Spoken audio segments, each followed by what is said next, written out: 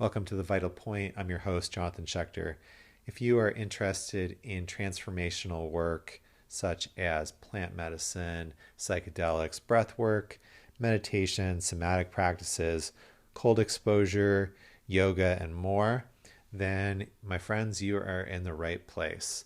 Welcome to The Vital Point, the podcast that is for practitioners as well as people new to transformational work looking curiously for more information and guidance. So, if you are new to this type of work, welcome. I'm your host, Jonathan Schecter. I am an integration coach and breathwork facilitator. I've also been meditating for about 20 years and do some mindfulness instruction as well. So, this podcast brings you leaders in the fields of transformational work, whether that's psychedelics and plant medicine work, breath work, or a myriad of other types of modalities. And my goal with this podcast is to not only introduce you to new modalities and practices, but help spark your curiosity to go out and actually practice them. So I hope you enjoy today's episode of the show. Welcome to another episode of the podcast. So happy that you're here. My guest today is a force in the psychedelic and integration community. And if you've been around for any length of time, you probably have come across him and his work. My guest is Daniel Shankin, founder of Mount Tam Integration, known on Instagram as @Tam Integration. Daniel hosts a wide variety of integration activities. He's active on Clubhouse, where he hosts integration circles. He hosts in-person circles at various locations in the US. And he's put together several summits that bring together both well-known and lesser-known practitioners and leaders in the psychedelic integration field. His latest effort that's coming up is the Mount Tam Integration Jam, and that's coming up at the end of May. It's a super cool 3-day event. A lot of really awesome guests on this one. And as he mentions in the podcast, when you become a member for a site, you get access to not only, current stuff, but also a backlog of these different talks and workshops with different leaders and practitioners in the psychedelic field. So I definitely recommend, if you're unfamiliar with him, to check him out. And I really enjoyed this episode of the podcast. Not only did we talk about integration and the practice of meditation, why meditation is so important in this context, but we really got into humor and humor in the integration process, humor on the path of enlightenment, and humor as a key skill for being a human being. And I really appreciate that about Daniel's approach. So hope you enjoy this episode of The Vital Point with Daniel Shankin. So welcome to the Vital Point podcast. This is the podcast where we talk all about different types of transformational practice, from breathwork to psychedelics to ice baths, meditation, you name it. If it's transformational, we're on it. And today I am honored to have as a guest Daniel Shankin, the founder of Tam Integration. So Daniel, welcome to the podcast. Thanks for having me. Thank you. So to start off with, just tell us about Tam Integration. How did that come about? What are you guys all about? What's your mission and all the things? Well, our mission is really just to speed people along on their path. And to do that in a way that is kind of safe and sane and well-grounded and the like. And what that looks like is we offer a lot of services and education around integration and preparation. Not the least of which, coming up, we have something called the Integration Jam, which is 3 days of just the celebration of good practice. We have about 50 speakers from all over the world talking about their approaches of preparation and integration. And people who are curious about that can go to integrationjam.com, and it is May 20th to the 22nd, and it's online. Awesome. Yeah, I was checking out the website, and the lineup looks incredible. A lot of really cool speakers and people that I recognized. I'm actually in a coaching program right now with Beth Weinstein. I know she's one of your presenters, and Joe Tafur. It's really cool people. Yeah, we have we try to keep a really good mix of people you've heard of and people you haven't. Hopefully, you come for Joe Tafur and you stay for India Mayorga, that kind of thing. Yeah, awesome. So I know when I was looking and doing some research, like on your company, on your services, I noticed that on your website you sort of list TAM integration as deeply intuitive integration, and I was wondering if you could speak a little bit about what that means. What does deeply intuitive mean to you? Deeply intuitive in terms of integration, right? Well, intuition seems to be, for me, a quality of presence, right? So when we pay attention and listen and watch very deeply, we have access to all kinds of information that we don't ordinarily. A lot of the time we are simply coming from our pre-programmed reactive processing. We're just kind of seeing life through our stories. And so the practice of, a coach or somebody of that nature to work actively to dismantle their stories and their agendas so that they can see the client more clearly, and allows for information that to come through that is more insightful than otherwise. That makes sense? So yeah. I think intuition is, I'm not claiming any psychic powers necessarily. It's just a practice of using, processing more information than we would ordinarily if we're not paying close attention. Yeah, I think just from coming to some of your online groups, there's something to your approach of allowing the space for people to not only just be heard and express their experiences, but like allowing the meaning that they have to kind of unfold without judgment or without your sort of necessarily like your opinion, right? Is that correct? Yes. One of my least favorite things is when people tell me what other stuff means.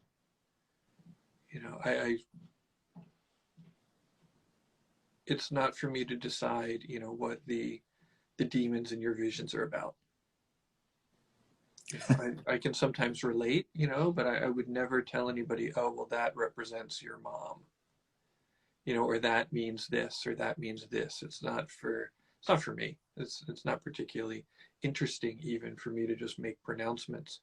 A good coaching process, I believe, is about evocation, is about assisting a client in excavating their own wisdom. And then they can't do that if I'm telling you stuff, right? If I'm, the teaching component and the reading component should be really, really light. I love that, and I feel like it, could relate to, the reason that I named the podcast "The Vital Point" is there's a Dzogchen Buddhist teaching called "The Three Statements That Strike the Vital Point," and it originally was like this teaching that was sort of given by the Dzogchen master on his deathbed, and it's literally three lines, and then I, within the is it be honest, do your best, have fun? I mean, it could be. Yeah, pretty much. What are the 3 lines? I I would have to actually get up and grab the books just so I don't misquote it. It's more about like the sort of the nature of ultimate reality. But in the book that I have, you know, there's the teaching, and it's just these 3 lines, right? But then there's a short commentary that's like a page. There's a medium commentary that's a few pages, and then there's a long commentary that's, you know, tens of pages. And so I thought, wow, that's just kind of interesting that, you know, different people are going to interpret this teaching that originally was just 3 sentences, these different ways. And, you know, in terms of integration, in terms of transformation, I thought that there was some parallel there. Not to mention that, you know, within all of it, to me, the vital point is that you have to like actually apply and practice whatever modality, you know, that it is, whether it's meditation, breath work. These are not things that we can just, you know, read about. We actually have to, like, you know, meditate on them and apply them. Yeah, you can't just buy it and wear it. Exactly. Yeah, and I think, you know, meditation kind of plays a big part in your approach and your services as well. Is that accurate? It is. Yeah. The thing about meditation is that you can do it every day. It turns out to become more of the path than psychedelics, you know, which you can do sometimes, you know, and the insights, of course, last forever and they come quick.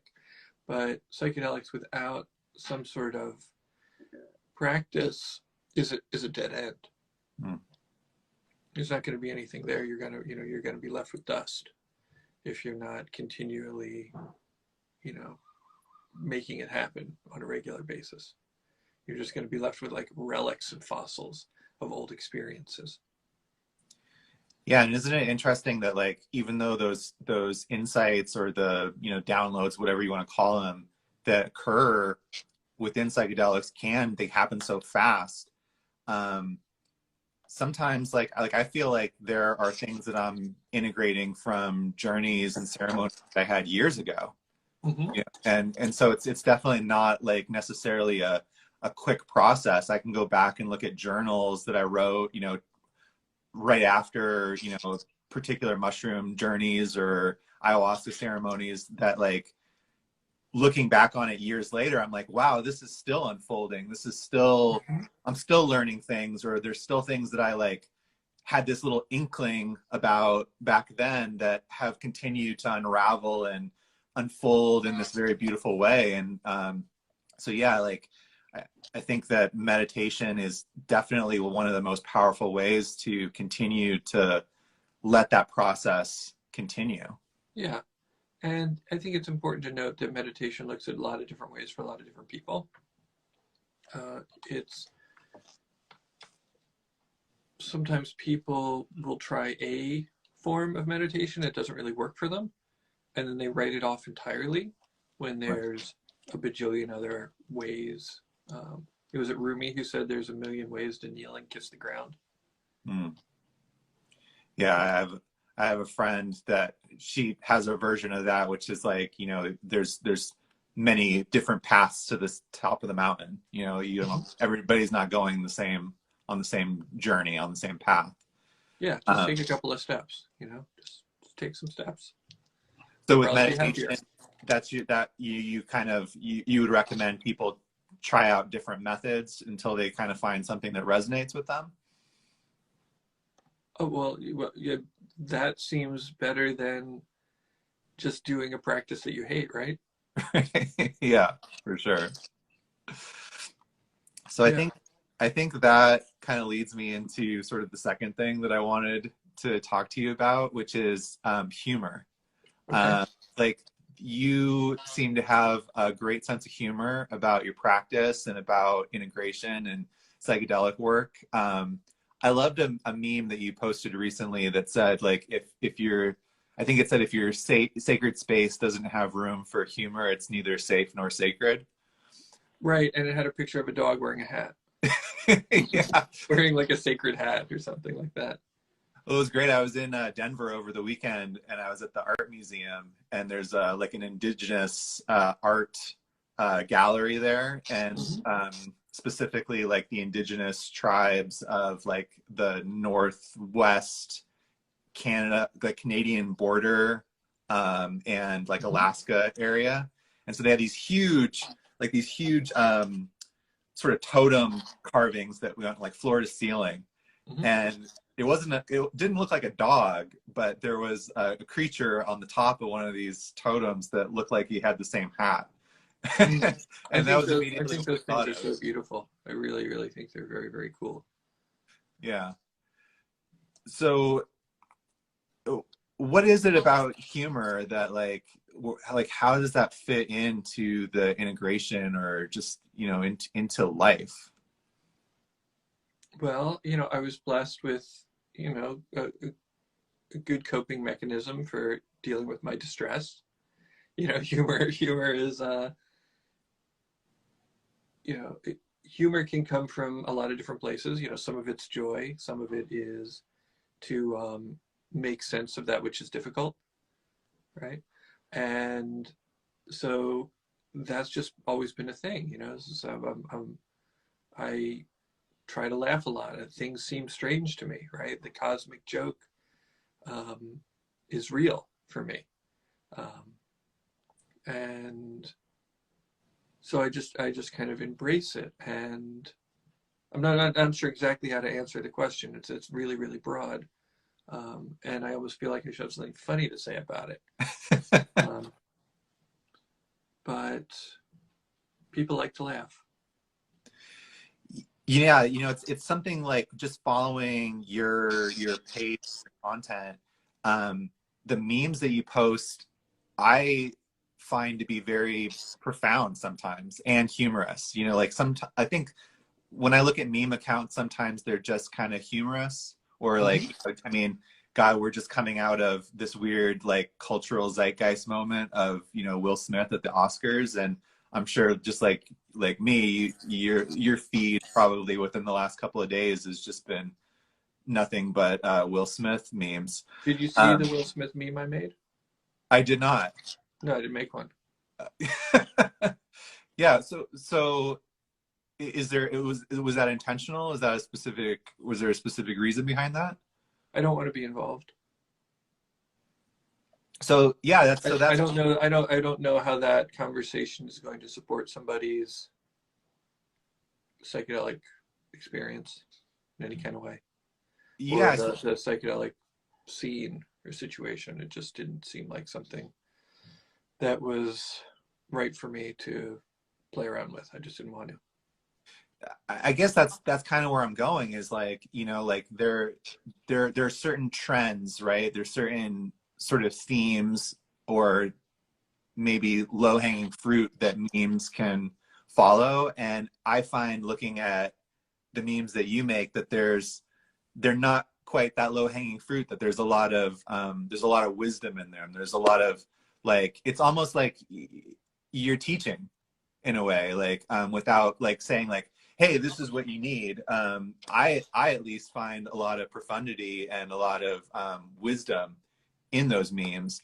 And well, you're kind. I mean, I don't know how much wisdom I have to share or not share, but it's nice that the thing can be a highly encoded information. Like you can get a lot of information into a meme if you try. Right. You know, you can add some layer, and you can add some nuance, and it's possible. You know, how much wisdom there is, I don't know. That probably is different on any given day. But well, I think, you know, for me, like one of the indications that you're onto something with the memes is, you know, just looking through the comments of your memes, I usually find at least the ones that I find very profound, at least one person that seems to be triggered by the memes. And that to me is humorous in and of itself, because, you know, just like you said, it's kind of a joke. It's an easy way to to digest information. And especially when you're talking about things that are, you know, just maybe just asking like, hey, like let's look at this and look at it in this humorous way. Right. It's just kind of interesting that that someone would get triggered by it, and maybe there's an invitation there to take a deeper look at, you know, what is it that you find triggering about this? Well, sure. I mean, I take no joy in upsetting people. I'm not trying to upset people. I'm occasionally wanting to offer social commentary, right? There's systems that, you know, there's things at play that I don't care for, right? I have opinions. I have opinions like everybody else. And then sometimes, you know, I'm different versions of myself on any given day, right? And sometimes I'm very, you know, I'm well meditated. I'm highly meditated and very calm and centered. And sometimes I'm blurting stuff out because I need to, you know, offload some energy or some emotion. You know, so different things happen at different times. But I'm not trying to hurt anybody. You know. Yeah. And that said, you know, it's a complex world, and people in our community are hurting, in the wider community, in the psychedelic community. And people do have a lot of their own stuff going on, and I can't always be responsible for that, you know. Sure.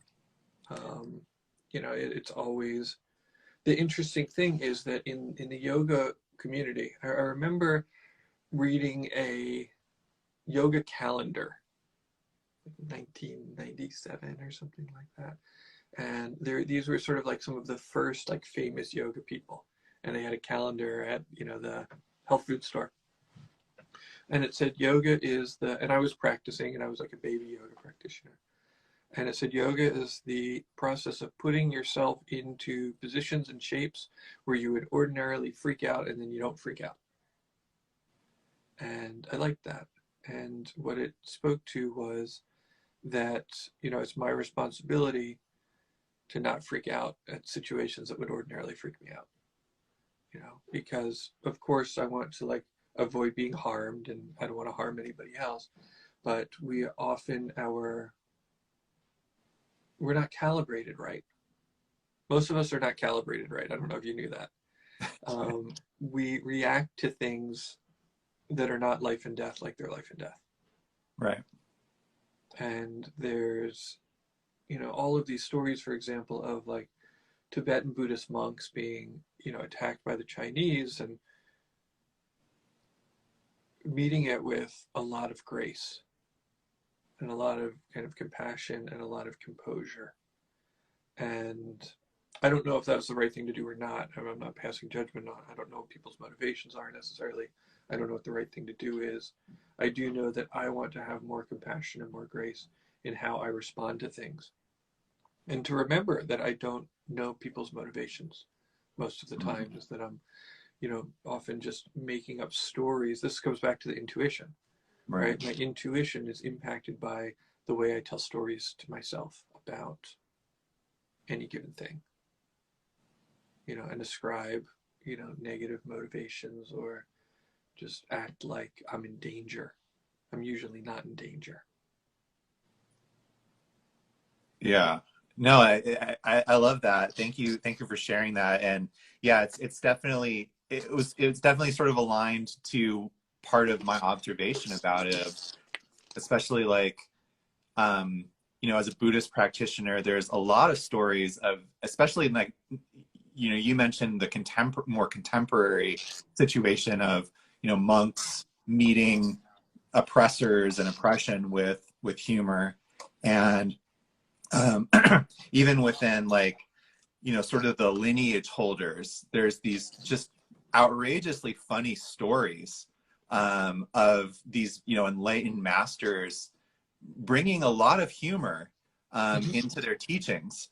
And some of the most enlightened people, in my observation, are the funniest. You know, that's certainly not it's not limited to Buddhism in any way, shape, or form. But you know, Well, can I just say one thing? Yeah. TrippyMate710. I like your username and your image. Will you like do some? Will you remind me that you exist, TrippyMate710? Okay, go ahead. Yeah. So it's just, you know, there's to me there's something about just, you know, maybe the amount of. Can I tell you a story? Yeah, please. Um, I was dating this woman, and she was doing a Buddhist retreat with this traveling lama. And I was doing something else. I was working. I couldn't do the retreat, but there was sort of this after party for like the inner circle and like the people who I guess donated more money or something like that. There was like a special sort of like cocktail hour at a like a hotel bar. It was like catered with vegetarian finger foods and stuff. And it was me and this woman, and we were the youngest people there. It was probably late 30s, and she was early 30s. And then it was a bunch of people in their 50s who were very serious and sour. And the vibe was weird. And we're hanging out, and I'm sort of staying off to the side because I'm just a +1, you know. I don't. And at some point, he called me over, and he made me sit down next to him. And he looked at me and he said, were you just in Nepal? And at first I thought that he was psychic, but I later realized she probably told him that I had been in Nepal that winter. And I was like, yeah, I was in Nepal. And he was like, I was in Nepal recently too. And, you know, and I was like, that's amazing. What did you do there? And he looked at me and he goes, I smoked hash. And we both started laughing. I was like, that's what I did in Nepal too. And he hit my leg and he goes, like a good yogi. And then we're just laughing. And then he started telling me about his record collection. And I collect vinyl, and he collects vinyl, and he had one of the first pressings of Exile on Main Street. And now we're talking about classic rock and roll. And all of these sour old ladies and men were sort of looking at us surprised as we're just fooling around. And, you know, I got the sense that this, you know, this guy is a guy, you know, he's borderline enlightened, right? He's basically enlightened, and he's got to schlep around, you know, to all of these cities, you know, spreading these teachings with all of these people who are suffering so much. And it's the after party, and he just wants to chill out. And so it's really, how do we, you know, differentiate between when it's the serious work day and when it's the after party? And, you know, can we even work that into our psychedelic experiences?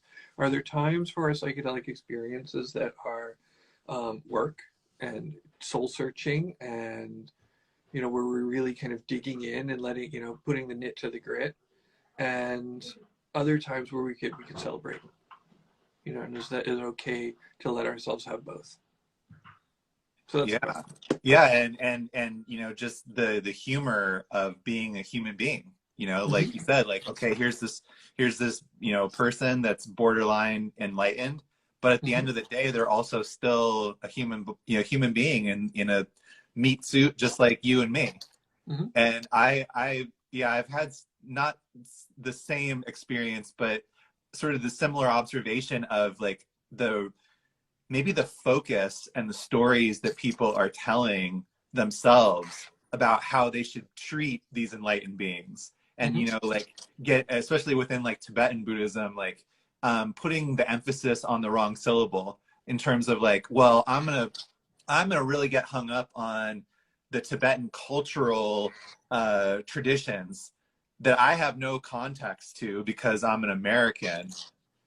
And like, oh, you can't do that. You can't be talking to this person, or you can't relate to them like a human being because, you know, they're this Tibetan Lama. And, you know, they're just people just like you and me. Maybe, you know, if I had herb, we probably would have ended up in the parking garage. He probably would have left them all behind. Oh, that's awesome. Yeah. Well, I think that's I think that's a good place to kind of put a pin in this session. Thank you so much for being with us and for sharing your experience. So if people are interested in going to the TAM Integration Jam or working with you, going to your circles or any of the other things that you're doing, where should they go? Well, I mean, there's probably a button to click right on here. So depending if you're on Instagram, right, you can just connect to me through Instagram. tamintegration.com is the website. We also have a members site. We have something like 200 hours of education that people can get access to for $9 a month or $90 a year. And if you go to tam.zone, you can enter the TAM zone. And there's a bunch of free stuff on the website too. There's all kinds of things that are available to people. Awesome. Daniel, thank you so much for being on the podcast. Thank you to the audience that joined us live on Instagram. And if you are listening to the replay on Anchor, Spotify, Apple, Google, go ahead and subscribe to the podcast. It really helps push us up in the algorithm. This is episode 28.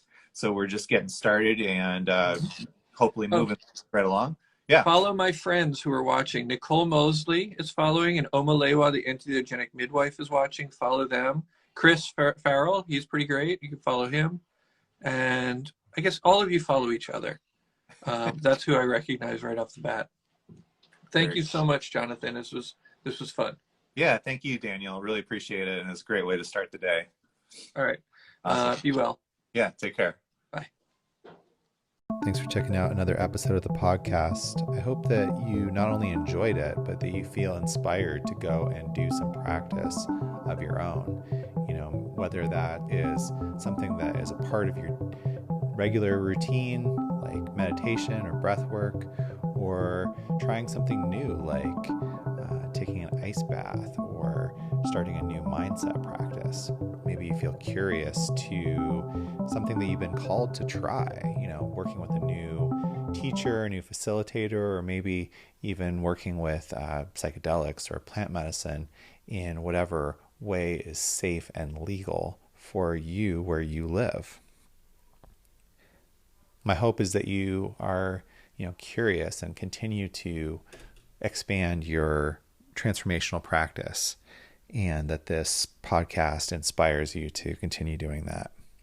As always, if you can follow or subscribe to the podcast on whatever platform you're listening to it on, it definitely helps. And if you can leave a review, even just a few reviews really help to push the podcast up in the algorithm and help make it more visible to more people.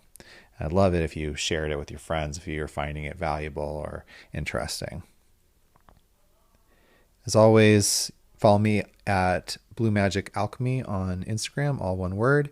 And if you're interested in learning more about breathwork, or you'd like support integrating or preparing for self-development and transformational practice, reach out to me at bluemagicalchemy@gmail.com or at Instagram to set up a discovery call for Instagram coaching.